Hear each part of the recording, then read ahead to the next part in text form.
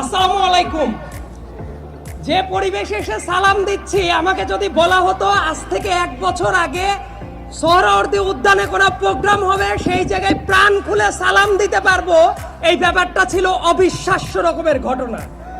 কারণ শুধুমাত্র সালাম দেওয়াটাকে কেন্দ্র করে কত মানুষকে নিপীড়ন চালিয়েছে ডাইনি শেখ হাসিনা, তার কোনো হিসাব নাই। আমরা অনেক ক্ষেত্রে শুনি যে ইতিহাসে আইয়ামে জাহেলিয়াত ছিল। আমি বলি শেখ হাসিনার রেজিমটাকে আমি সবসময় বলি আওয়ামী জাহেলিয়াত। এবং এই আওয়ামী জাহেলিয়াতে এমন কোনো মানুষ নাই যারা তার দ্বারা গুম, খুন এবং সর্ব ধরনের মানবাধিকার লঙ্ঘনের শিকার হয় নাই। আজকে মায়ের ডাকের প্রোগ্রাম যখন উন্মুক্ত পরিবেশে হচ্ছে, গত বছরও যদি এইটাই উন্মুক্ত পরিবেশে করার চেষ্টা করা হতো, আমি নিশ্চিত এই জায়গায় দাড়ি টুপিওয়ালা মানুষ যতজন আছেন তাদের অর্ধেককে ধরে নিয়ে যাওয়ার জন্য হাসিনার এজেন্সির লোকগুলো এই জায়গায় বসে থাকতো। বাংলাদেশে মুক্ত পরিবেশ এসেছে কিনা সেটা বোঝার আগে আক্ষেপের জায়গাটা হলো, অনেকগুলো বাচ্চা আছে যাদেরকে আমি বেশ কয়েক বছর ধরে চিনি, অনেকগুলো আহত মানুষ আছেন যারা আজকে বসে আছেন। এই মানুষগুলোর কান্না কি আমরা মুছে দিতে পারছি কিনা? এই কান্না যতদিন না মুছে দেওয়া হবে, আমার কাছে মনে হয় ততদিন পর্যন্ত মুক্ত বাংলাদেশের দাবি করাটা আমাদের কাছে হবে খুবই অনৈতিক একটা কাজ। আরেকটা জিনিস বলে রাখাটা দরকার, অনেকে অনেক আক্ষেপ করেন যে এত মানুষ মেরে ফেলার পরেও শেখ হাসিনার ভেতরে এবং তার দলের লোকদের ভেতরে কোনো রিমোর্স বোধ নাই কেন? আমি বলি ওদের দলের ভেতরে রিমোর্স বোধ থাকা উচিত না। তার কারণ ফ্যাসিবাদ আওয়ামী লীগের ডিএনএ এর ভেতরে আছে। শেখ হাসিনা হঠাৎ করে 2024 সালে এসে স্বৈরাচারী হয়ে যায় নাই। 2011 সালে পঞ্চদশ সংশোধনী যেদিন করেছে ওই দিন থেকেই শেখ হাসিনা স্বৈরাচার ছিল। এমনকি শেখ হাসিনা নতুন করে বাংলাদেশে কোনো কিছু করে নাই।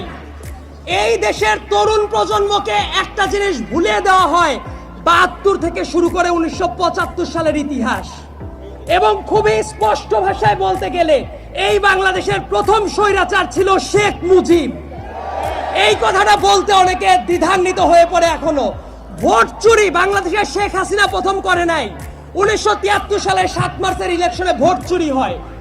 গুম, খুন, প্রশাসনিক দৌরাত্ম্য, প্রশাসনিক লুটপাট, এই একটা কাজও শেখ হাসিনার হাত দিয়ে শুরু করা না।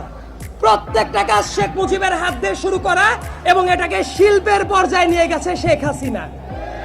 এই যে এত চেতনার কথা বলে, মুক্তিযুদ্ধের চেতনা, অমক চেতনা, তমক চেতনা, মুক্তিযোদ্ধাদের পরে কি শেখ হাসিনা সিম্প্যাথি দেখিয়েছে কখনো?